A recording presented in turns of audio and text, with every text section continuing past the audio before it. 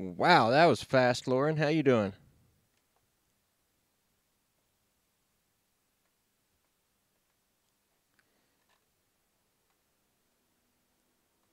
Hey, how are you? We'll start in just a couple of minutes. I want to share the link around and give people time to get here. Hey, Mega Marvel, Kids Gamers, Father of Lies. How you guys doing?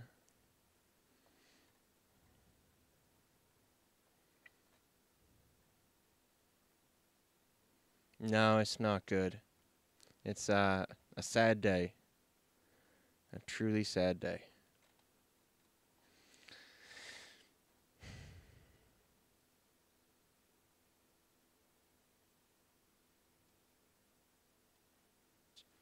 Father of Lies. How you guys? Hey, Brandon. How you doing, buddy? No, it's not good. It's all right. I got the good link there. Let's tweet her out. Is this timer not working? That timer was not working.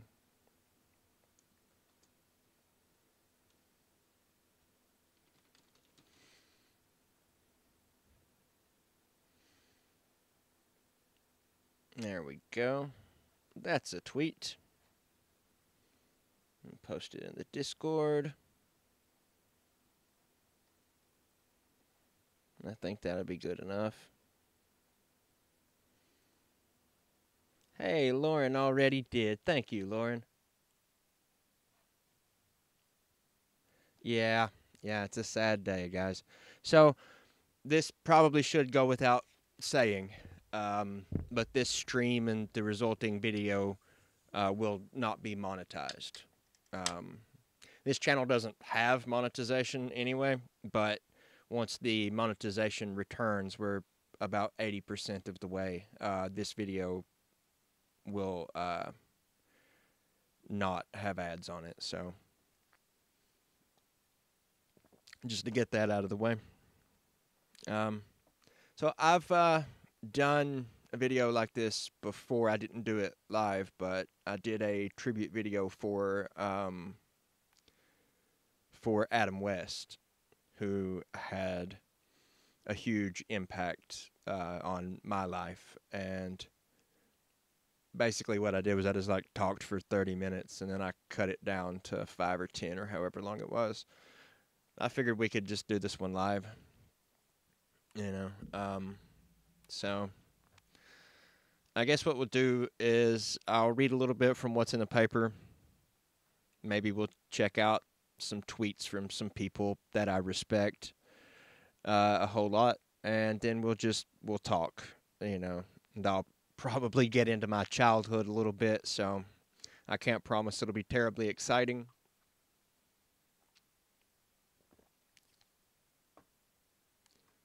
It's as Blizzard says, heroes never die. They don't. They live on in our hearts and memories. That's true.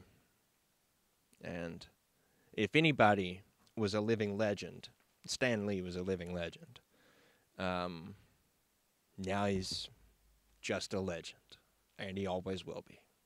So it is truly a sad day for comic books. This is a titan, not just in comics, but in the entertainment industry, and somebody that cannot be replaced. And like I'm literally choked up about it, you know. Like seriously, this is not good news. And this, you know, the man was 95, so you would think that this, you know, wouldn't be a shock to me, but it was a shock to me. It really was. It's funny to say, but in a way, I don't think I thought of Stan Lee as mortal. I mean, he's Stan Lee, right? But so goes with us all, I suppose, eventually.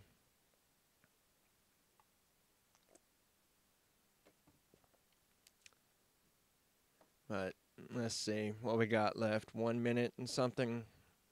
I'm trying to give everybody a couple of minutes to get in here.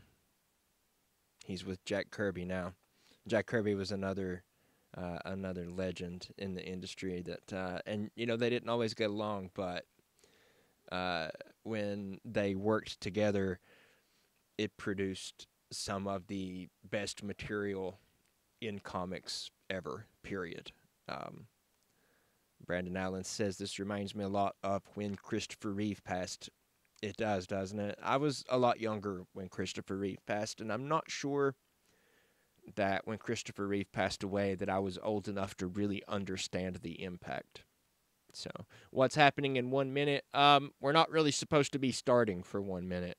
Um, I was supposed to just sit here or go away somewhere and wait to give everybody time to pile in. But I guess I started talking early, so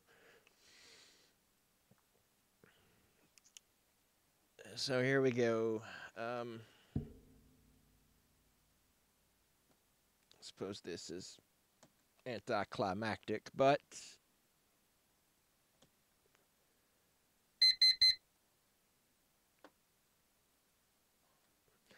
just want to start off pretty simple and show how Stan is like being remembered in the media. So obviously this is the Hollywood Reporter, so it's not my words, but the feisty writer, editor, and publisher was responsible for such iconic characters as Spider-Man, the X-Men, Thor, Iron Man, Black Panther, and the Fantastic Four. Enough said. Stan Lee was the legendary writer, editor, and publisher of Marvel Comics, whose fantabulous but flawed creations made him a real-life superhero to comic book lovers everywhere. He has died. He was 95. Lee, who began in the business in 1939 and co-created Black Panther, Spider-Man, the X-Men, the Mighty Thor, Iron Man, the Fantastic Four, the Incredible Hulk, Daredevil, and Ant-Man, among countless other characters, died early Monday morning at Cedars-Sinai Medical Center in Los Angeles, a family representative told The Hollywood Reporter. So, yeah, this is upsetting and unwelcome, but, you know.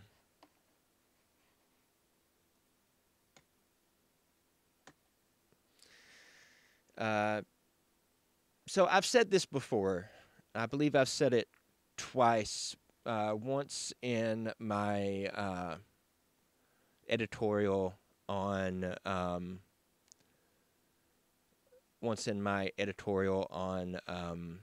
Iron Man, alcoholism, and anxiety, and then I believe I repeated it in a later video. But there's a fundamental difference to the way that Marvel is set up, like the fictional universe, like the Marvel universe, versus the DC universe.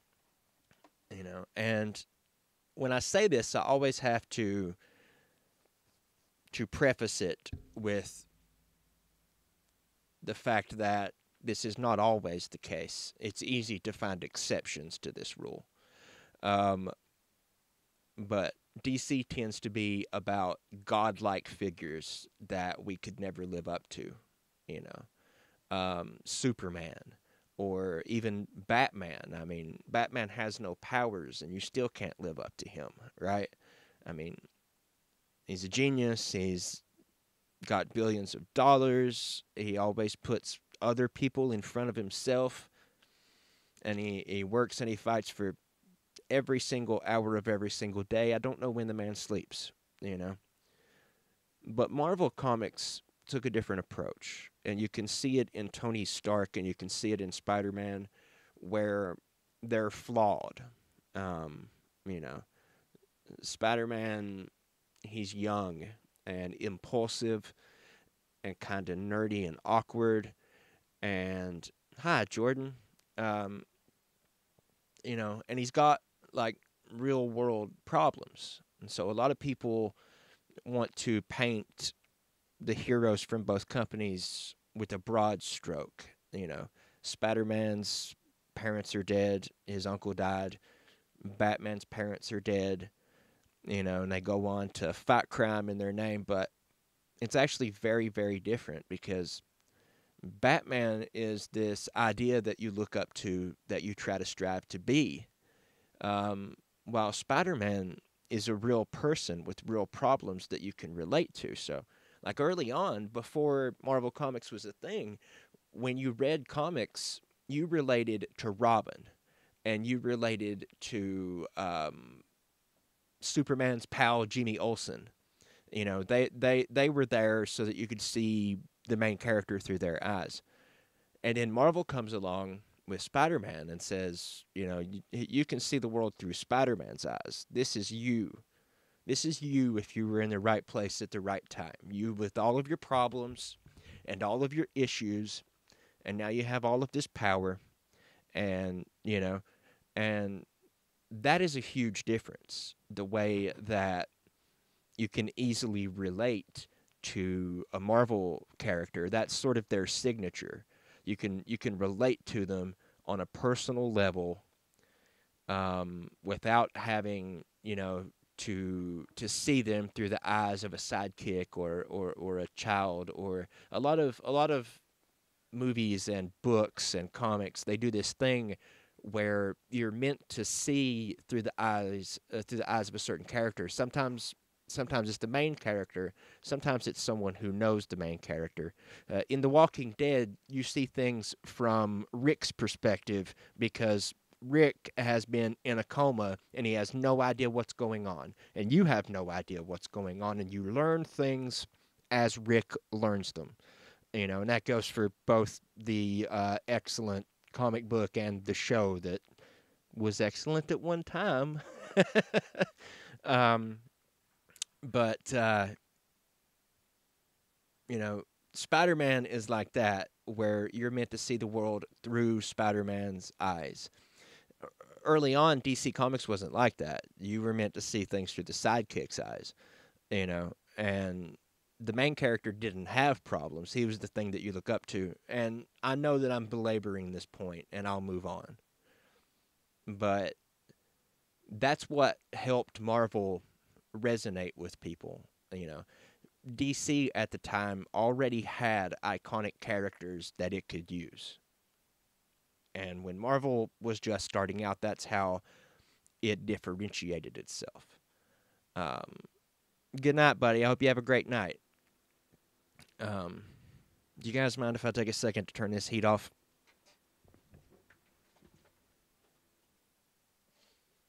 So now I'm going to start with the when I was a kid speech. If any of you guys have been around long enough to see my tribute to Adam West, you know that when I was a kid, we were poor. And when I say we were poor, a lot of people don't really understand what I mean. They think I mean I was lower middle class, but no, it was abject poverty, you know. And I don't say that to get any sympathy, because actually I had a really good childhood.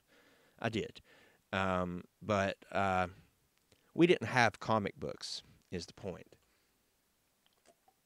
There were just certain things that were outside of the budget, and that was one of them, you know.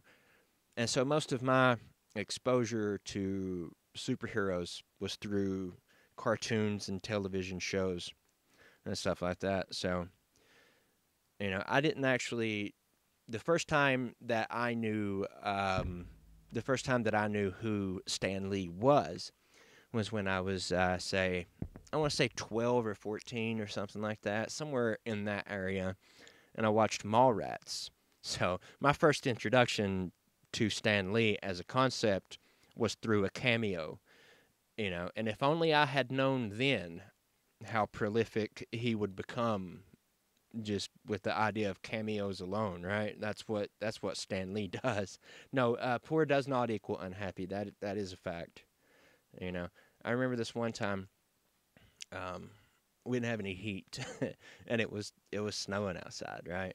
And the power went out, and so we're all in the living room, and we've taken every blanket in the house, and everybody's all wrapped up in blankets, you know, like all around them in the living room, and it's dark, and there's like 2 feet of snow outside, And we had this little black and white TV that we got for Christmas. And my dad, he takes this TV and you can put D batteries in the back. So he takes this TV and he wires it to the battery in the car. And it works. It turns on, and what we find out is that somehow, even though they come, on the same poles, the television is working, but the power is out. So I don't know what the deal is there. Maybe it was a computer problem or something. But we got to watch TV on this black and white TV. So we're huddled around and we're watching Batman, like the 1960s Adam West Batman.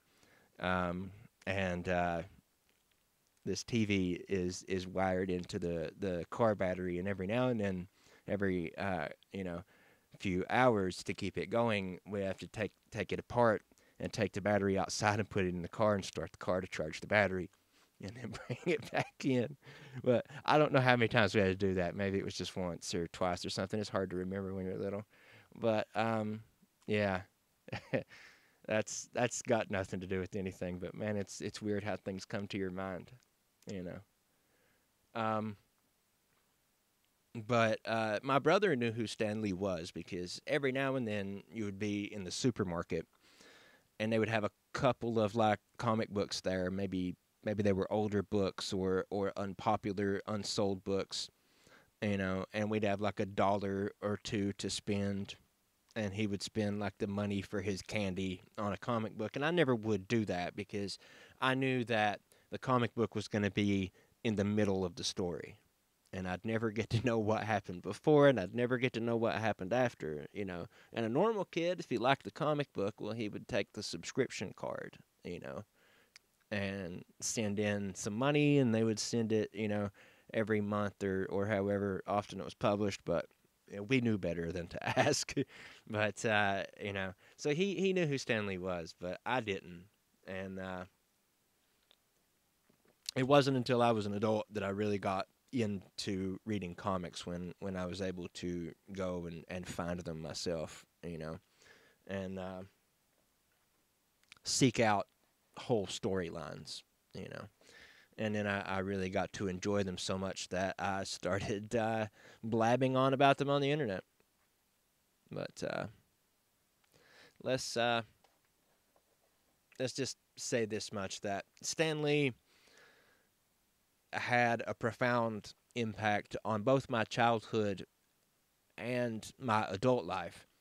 And I didn't even know that he had any effect on my childhood, but he did. And it's only as an adult now that I can look back and see what that impact was. Stan Lee and Steve Ditko, when you read a comic book and the main character has problems and you can relate to those problems and you can see yourself in that hero, these are the people that are responsible. Sci-Fi Pie says, I think it's beautiful and somewhat poetic that his last movie cameo was Teen Titans Go. Stan and what he stands for was and always will be so much greater than a feud between two companies. Yeah, I'll agree with that. So I really came into this without too much of a plan.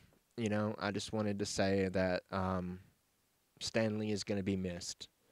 He's going to be missed sorely. And I think even though he was 95 years old, it hit a lot of us hard, right in the gut, and it came out of nowhere. And he is a legend. And you guys can expect a more formal video coming up. Usually when I stream on Tuesday and Thursday. And I will be streaming this week, Tuesday and Thursday. So I think what I'm going to do, we've been at this for about 20 minutes, is I'm going to read a few tweets from some people that I know, some people that I really respect, and then we'll end it there. Okay, so here we are.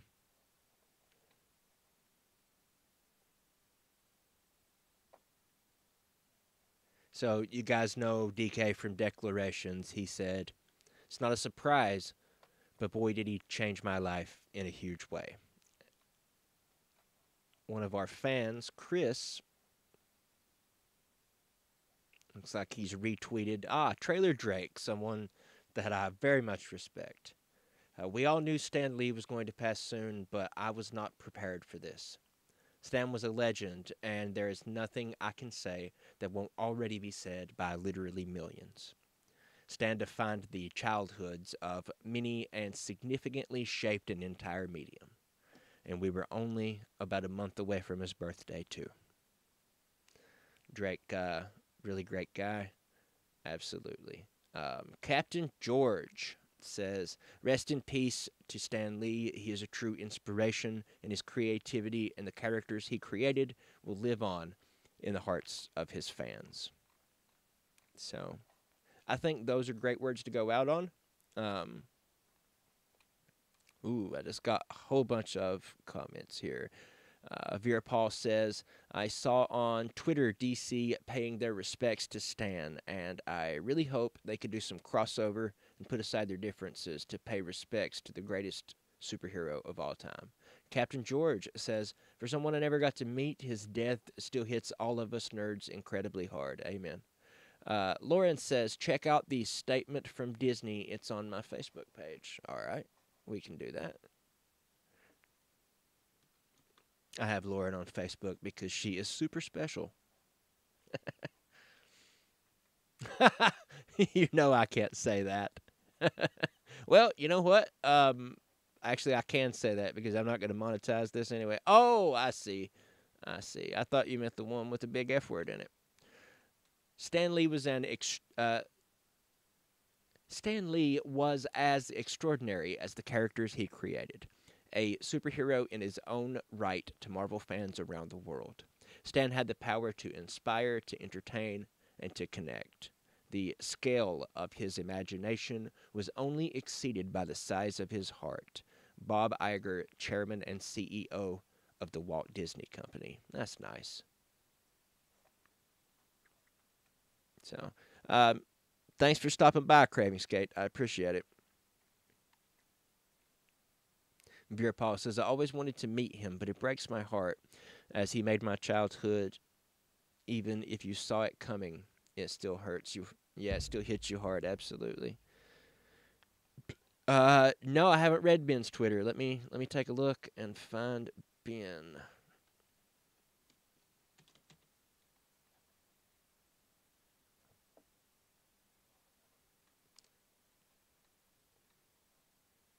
Ben Carlin says, imagination is an incredible thing. Amazing how much someone else's can influence your own. Thank you, Stan Lee, for a world that we all get to enjoy so much. Rest in peace.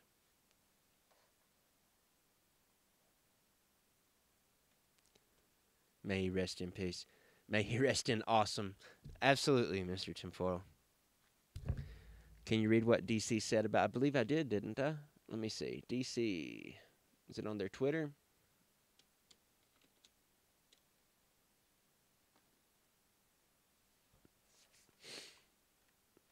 DC Comics says he changed the way we look at heroes, and modern comics will always bear his indelible mark.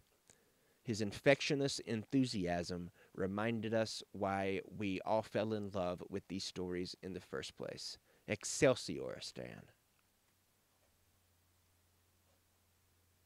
I'd also look at Robbie Arnell's Twitter. He describes meeting Stan and the reply Stan gave him, and it really sticks with you. All right. Fantastic suggestions, guys. Thank you. I love it when everybody participates. Just makes things so great.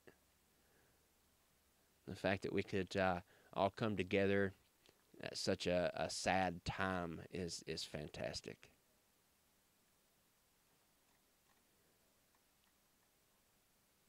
Robbie ML says, I was lucky enough to meet Stan Lee once. All I could muster was a thank you for the years of entertainment, Mr. Lee. And he replied, I did it all for you, kid. What a guy. Oh my God, that is so much like Stan Lee that I can hear it in his voice. You know that? I could hear it in his voice. Someone sent me a message on Twitter. Let me see. Zach Dobson says, I feel that if you're I feel that if you are able to entertain people, you are doing something good. That was a quote from Stanley. Zach says, you've been my hero since I was little. Rest in peace. All right, so we're going to end it here. Sebastian's home from school, and he probably doesn't want live cameras on him as soon as he comes in the door. Thank you guys so much for joining me for this tribute to Stanley. I'm not going to be doing any plugs at the end of this one. Just rest in peace, Stanley, and thank you for everything. Goodbye.